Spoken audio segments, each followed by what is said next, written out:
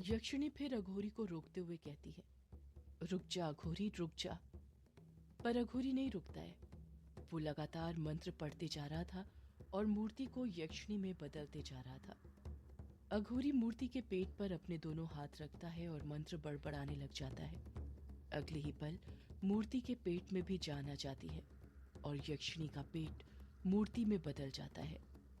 यक्षिणी अघोरी को गुस्से से भरी आंखें दिखाते हुए कहती है, मैं कहती हूँ रुक जा अघोरी, इसका परिणाम अच्छा नहीं होगा, रुक जा।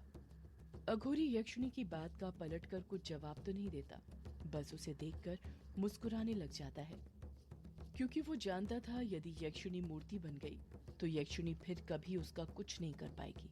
देखते ही देखते मूर्ति गर्दन तक जीवित हो गई थी। अब बस उसका चेहरा जीवित होना बचा हुआ था। मूर्ति का बदन पूरी तरह यक्षिणी के बदन की तरह दिख रहा था। उसने कपड़े भी इस वक्त वही धारण किए हुए थे जो असली यक्षिणी ने किया था। असली यक्षिणी गर्दन तक मूर्ति में बदल चुकी थी। असली यक्षिणी के गर्दन के नीचे का हिस्सा बेजान हो गया था। वो लकड़ी की मूर्ति की तरह दिखने लग गई थी। अघोरी मूर्ति के चेहरे पर हाथ रखता है और मंत्र पढ़ने लग जाता है। अघोरी की आवाज गूंजने लग जाती है। ये मूर्ति का आखिरी हिस्सा था जो जीवित होने के लिए बचा हुआ था। यक्षिणी फिर अघोरी से कहती है, रुक जा अघोरी, बंद कर मंत्र पढ़ना, वरना मरेगा तू, रुक जा। पर अघोरी मंत्र पढ़ना बंद नहीं करता है, वो पढ़ते ही रहता है। मूर्ति का चेहरा भी यक्षिणी के चेहरे के रूप में बदलने लग गया था। तभी अचानक से यक्षिणी की आंखें पूरी तरह लाल हो जाती हैं। ऐसा लग रहा था जैसे यक्षिणी ने अपने अंदर का सारा गुस्सा अपनी आंखों में समाहित कर लिया था। अघोरी भी यक्षिणी की आंखें देखकर डर जाता है, क्योंकि उसे यक्षिणी की आंखों में अपनी मौत नजर आने लग जाती है। देखते ही देखते यक्षिणी की चोटी लंबी होने लग जाती है और सांप की तरह हिलने लग जाती है। ये देखकर अघोरी हकलाने लग जाता है। उसे मंत्र बोलने में दिक्कत होने लग जाती है। यक्षिणी की चोटी लंबी होकर सांप की तरह हवा में रेंगकर अघोरी के मुंह पर लिपटने लग जाती है। यक्षिणी ने अघोरी के मुंह को अपनी चोटी से बंद कर दिया था, जिस कारण वो कुछ बोल नहीं पा रहा था। मंत्रों की आवाज आनी बंद हो गई थी, जिस वजह से जिस मूर्ति में जान आई थी वो मूर्ति वापस से मूर्ति बनने लग गई थी और यक्षिणी के गर्दन के नीचे का हिस्सा भी वापस से जीवित हो गया था। देखते ही देखते मूर्ति वापस से मूर्ति बन जाती है और यक्षिणी वापस से यक्षिणी। मुंह बंद होने के कारण अघोरी कुछ नहीं कर पाता है। अघोरी बहुत मुश्किल से ना में अपना सिर हिलाते हुए दबी हुई आवाज में कहता है, नहीं, ये नहीं हो सकता, ये नामुमकिन है। यक्षिणी अघोरी को डरता हुआ देखकर हंसने लग जाती है। उसकी डरावनी आवाज आसमान में गूंजने लग गई थी। अघोरी दबी आवाज में कहता है, तेरी शक्तियां तो ताज में थी, फिर ये तूने कैसे किया? तेरे पास शक्तियां कहां से आई? यक्षिणी हंसते हुए जवाब देती है, ताज में यक्षिणी की शक्तियां थी, डायन की नहीं। तू ये कैसे भूल गया? यक्षिणी एक डायन है और डायन की शक्तियां उसकी चोटी में होती हैं। जिस अभिशाप को मैं सदियों से कोस रही हूँ, उसी अभिशाप ने आज मुझे बचाया है। मैं चाहती तो तुझे कब का मार देती, पर मैं देखना चाहती थी कि तू किस हद तक गिर सकता है, और मुझे पता चल गया है कि तू जीने का हकदार नहीं है। अघोरी के नाम पर पाखंडी है तू, पाखंडी। इतना कहकर यक्षिणी अपनी चोटी की पकड़ और मजबूत कर देती है, जिस कारण अघोरी कुछ नहीं बोल पाता है। यक्षिणी जानती थी अगर उसने अघोरी के मुंह से अपनी चोटी की पकड़ छोड़ी तो अघोरी फिर से मंत्र पढ़ने लग जाएगा और दोबारा अघोरी पर काबू करना मुश्किल होगा, क्योंकि अघोरियों के पास मंत्रों की शक्ति होती है। वो अपने मंत्रों की बदौलत ही तांत्रिक क्रिया करते हैं। अगर उन्हें मंत्र पढ़ने से ही रोक दिया जाए तो वो निहत्थे हो जाते हैं। यक्षिणी अपनी चोटी की पकड़ और बढ़ाने लग जाती है। यक्षिणी अपनी चोटी से अघोरी का गला दबाने लग जाती है।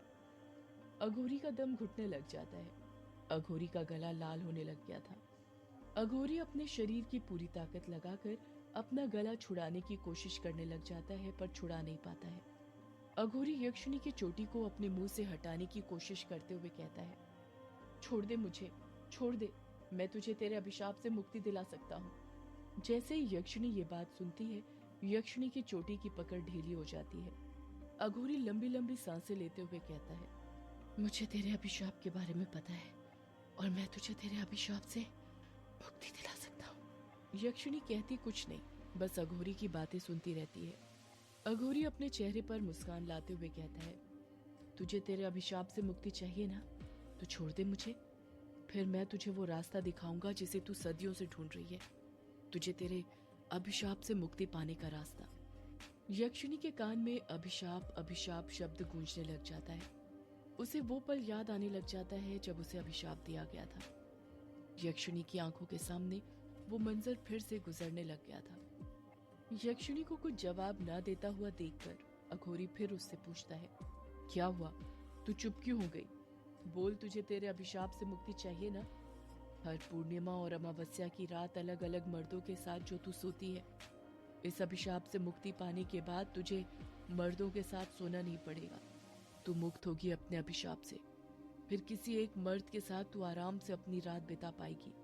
अघोरी की बातें सुनकर यक्षिणी को गुस्सा आने लग जाता है। गुस्से से वो अपनी मुट्ठी भींचने लग जाती है। यक्षिणी वापस से अपनी चोटी की पकड़ मजबूत करते हुए कहती है, तू मुझे अभिशाप से मुक्ति दिलाएगा अघोरी, तेरी ये मजाल। अभिशाप क्या होता है वो आज मैं तुझे बताऊंगी। वो अभिशाप जो मैं बरसों से भोग रही हूँ, वैसा ही अभिशाप अब तू भोगेगा। अघोरी ना में अपना सिर हिलाने लग जाता है पर कुछ कह नहीं पाता है। हवन कुंड जिसमें अभी भी आग दहक रही थी, उसकी आग यक्षिणी की आंखों में दिखने लग जाती है। यक्षिणी अघोरी को श्राप देते हुए कहती है, मैं तुझे श्राप देती हूँ कि अपना बाकी का जीवन तू एक कुत्ते के रूप में व्यतीत करेगा, दर दर भटकता रहेगा। अगर मरना भी चाहे तो मर नहीं सकेगा जब तक तेरा श्राप खत्म नहीं हो जाता। ये यक्षिणी का श्राप है तुझे। जैसे ही यक्षिणी अघोरी को श्राप देती है, हवन कुंड की आग बुझ जाती है। आसमान में कुत्तों के भौंकने की आवाज सुनाई देने लग जाती है। ऐसा लग रहा था जैसे कुत्ते रो रहे हों। देखते ही देखते अघोरी काले कुत्ते के रूप में परिवर्तित हो जाता है और यक्षिणी की चोटी की पकड़ से छूटकर नीचे गिर जाता है। कुत्ता यक्षिणी को देखकर भौंकने लग जाता है पर उसका कुछ कर नहीं पाता है, क्योंकि कुत्ता बनने के साथ ही अघोरी की सारी शक्तियां यक्षिणी के ताज में चली जाती हैं, जो इस वक्त अघोरी के द्वारा बनाई गई लकड़ी की मूर्ति के ऊपर रखा हुआ था। यक्षिणी काले कुत्ते को देखते हुए कहती है, कैसा लग रहा है अघोरी अपने इस नए रूप में तुझे? कुत्ता यक्षिणी को देखकर भौंकने लग जाता है और भौंकते भौंकते ही वहां से भाग जाता है। काले कुत्ते के जाने के बाद यक्षिणी उस मूर्ति के पास जाती है जिसके सिर के ऊपर उसका ताज और बाकी के गहने थे। यक्षिणी अपने ताज को उठाने के लिए हाथ आगे बढ़ाने लग जाती है, पर जैसे ही वो अपने ताज को छूती है, उसे फिर से एक बिजली का झटका लगता है और वो दूर जाकर गिर जाती है। यक्षिणी ने अघोरी को तो काले कुत्ते में बदल दिया था, पर गुस्से गुस्से में वो ये भूल गई थी कि अघोरी ने उसके ताज के ऊपर जादू किया था और अघोरी या कोई इंसान ही उस जादू को तोड़ सकता था। उसके बिना वो अपने ताज को छू तक नहीं सकती थी। अपने ताज के साथ यक्षिणी अपने बाकी के गहनों को भी नहीं छू पा रही थी। यक्षिणी का ताज जाने के साथ ही उसकी शक्तियां भी चली गई थी। अब उसके पास सिर्फ एक डायन की शक्ति बची हुई थी, यक्षिणी की नहीं। अघोरी काले कुत्ते के रूप में कई सालों तक भटकता रहा, पर अपने श्राप से छुटकारा नहीं पा सका। श्राप तोड़ने की हर वो कोशिश करता था जो वो कर सकता था, पर वो यक्षिणी के श्राप को नहीं तोड़ पाया। वो हर रात यक्षिणी को याद करता था और उससे बदला लेने की आग उसके अंदर बढ़ती जाती थी। कई साल और भटकने के बाद वो दिन आ ही गया जब एक लड़की ने उसका श्राप तोड़ दिया और उसे वापस से कुत्ते से अघोरी बना दिया। श्राप टूटने के बाद अघोरी वापस से इंसान तो बन जाता था, पर बस दिन में ही। शाम के 7 बजते ही वो वापस से कुत्ता बन जाता था, क्योंकि उसकी शक्तियां अभी तक उसे नहीं मिली थी। उसकी शक्तियां यक्षिणी के ताज के अंदर थी। श्राप से मुक्ति पाने के चक्कर में ताज अघोरी से दूर हो चुका था। इंसान बनने के बाद अघोरी ने वापस से अपना ताज ढूंढना शुरू कर दिया और कुछ महीनों के अंदर ही वापस से ताज ढूंढ लिया। पर जब ताज उसके हाथ में आया तो वो अधूरा था। उसके अंदर का हीरा गायब था, जिस कारण अघोरी को उसका असली रूप वापस मिल गया। साथ ही उसे एक नई शक्ति मिली और वो थी नर कुत्ते की शक्ति, जिसमें उसका धड़ तो इंसान की तरह रहता था, पर सिर कुत्ते की तरह हो जाता था। अघोरी अब जब चाहे इंसान से नर कुत्ते में बदल सकता था। अब वो तलाश कर रहा था तो ताज के हीरे की, ताकि उसे उसकी पूरी शक्तियां मिल जाए, साथ में यक्षिणी की शक्तियां भी। वो अघोरी आज भी हीरे की तलाश ही कर रहा है। हीरे की तलाश में यहाँ से वहां भटक रहा है। पढ़ते पढ़ते अभिमन्यु चुप हो जाता है। उसके चुप होने के साथ ही वहां पर खड़े सभी लोग कहानी में से बाहर आ जाते हैं। कहानी सुनने के बाद सबकी बोलती बंद हो गई थी। एक खामोशी सी ग्रेवयार्ड कोठी में छा गई थी। युग उस खामोशी को तोड़ते हुए अभिमन्यु से पूछता है, तू चुप क्यों हो गया? आगे पढ़ और बता, उस अघोरी को ताज के अंदर का हीरा मिला या नहीं? अभिमन्यु मायूसी के साथ कहता है, यार इसमें यहीं तक लिखा हुआ है, आगे कुछ नहीं लिखा। कछुआ हड़बड़ाहट के साथ कहता है, मतलब हमें नहीं पता चल पाएगा कि अघोरी को उसकी शक्तियां मिली या नहीं? कोई कुछ जवाब नहीं देता है। सब खामोश रहते हैं क्योंकि किसी के पास कछुए के सवाल का कोई जवाब नहीं था। शालिनी बारी बारी सबके चेहरे देखती है। उसके बाद अपनी नजरें युग पर रोकते हुए कहती है, काफी अच्छी कहानी थी अघोरी और यक्षिणी की। आप भी अपने पापा की तरह अच्छी कहानी लिख लेते हैं युग जी। जैसे ही शालिनी ये बात बोलती है, सब युग की तरफ देखने लग जाते हैं। युग अपने हाथों से ना में इशारा करते हुए कहता है, ये कहानी मैंने नहीं लिखी शालिनी। भला मैं कहानी कैसे लिख सकता हूँ? मुझे कहानियां लिखनी थोड़ी आती हैं। कहानियां मेरे पापा लिखा करते थे, ना कि मैं। एक और सबसे जरूरी बात, टाइपराइटर पर कहानी लिखने के लिए टाइप करना आना चाहिए, और मुझे हिंदी टाइपिंग बिल्कुल नहीं आती, समझी तुम? शालिनी युग को घूरते हुए कहती है, अगर आपने ये कहानी नहीं लिखी तो किसने लिखी फिर? कायर अपने हाथों से टाइपराइटर की तरफ इशारा करते हुए कहता है, इस टाइपराइटर ने शालिनी। कायर के कहने पर सब लोग टाइपराइटर की तरफ देखने लग जाते हैं। शालिनी टाइपराइटर के पास जाती है और उसे हाथों से छूते हुए कहती है, क्या कहा? इस टाइपराइटर ने? कायर शालिनी को अपनी बातों पर यकीन दिलाते हुए कहता है, हाँ शालिनी, इस टाइपराइटर ने।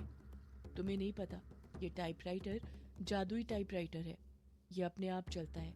इस टाइपराइटर में आज तक जो भी हमें टाइप किया हुआ मिला है, सब सच हुआ है। शालिनी हिचकिचाहट के साथ पूछती है, मतलब सच में कोई अघोरी है जो नर कुत्ता बन जाता है?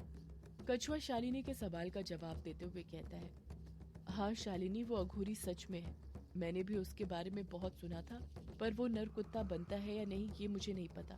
पर इस कहानी में जिस हवेली का जिक्र किया गया है, ये वही हवेली है जिसमें अब युग के बड़े पापा रहते हैं। युग कछुए पर चिढ़ते हुए कहता है, कुछ भी मत बोल कछुए। कछुआ अपनी बात की गवाही देते हुए कहता है, कुछ भी नहीं बोल रहा हूँ युग। याद कर, मैंने तुझे एक बार बताया था ना कि तेरे बड़े पापा भी पहले बहुत गरीब थे, पर जब वो उस हवेली में गए तो उनके दिन बदल गए। वो अचानक से अमीर बन गए। मुझे तो लगता है जरूर उनके हाथ अघोरी का खजाना लग गया होगा। कायर कछुए की बात से सहमत होते हुए कहता है, युग, कछुआ ठीक बोल रहा है, मुझे भी यही लगता है। अभिमन्यु, तुझे क्या लगता है? अभिमन्यु कुछ जवाब नहीं देता है क्योंकि उसका ध्यान उन लोगों की बातों पर था ही नहीं। वो तो अभी भी उन पेजेस को देख रहा था जिस पर कहानी टाइप करी हुई मिली थी। कछुआ अभिमन्यु को घूरते हुए कहता है, अरे अभिमन्यु, अब क्या देख रहा है उन पेजेस में? अघोरी की कहानी खत्म हो चुकी है, दोबारा पढ़ने से भी कुछ फायदा नहीं होने वाला है। कहानी वैसी की वैसी ही रहेगी, बदलने वाली नहीं है। अघोरी यक्षिणी से उसकी शक्तियां छीन चुका है, जो अब ताज के अंदर है। अभिमन्यु अभी भी कुछ जवाब नहीं देता है। वो बड़े गौर से पेजेस को देख रहा था। सभी को अभिमन्यु का ऐसा बर्ताव बहुत अजीब लगता है। युग अभिमन्यु के पास जाता है और उसके कंधों पर हाथ रखते हुए कहता है, इतने गौर से क्या देख रहा है तू इसमें? अभिमन्यु युग की तरफ देखते हुए कहता है, नक्शा युग। युग बिचकते हुए कहता है, क्या कहा? नक्शा? कैसा नक्शा? सदियों से है पुराना